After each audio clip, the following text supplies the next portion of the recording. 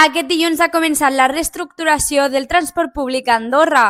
El canvi més destacat, l'entrada en un funcionament de la nova xarxa d'autobusos i la reorganització de diverses línies amb l'objectiu de millorar la connexió entre parròquies. Però l'inici d'aquesta nova etapa no ha estat exempt de crítiques. Veïns d'Escaldes-Engordany han mostrat el seu malestar per l'eliminació del bus circular i han presentat a govern un llistat de més de 500 firmes i els d'Ordino prop de 300 per denunciar les afectacions i mostrar el seu rebuig als canvis.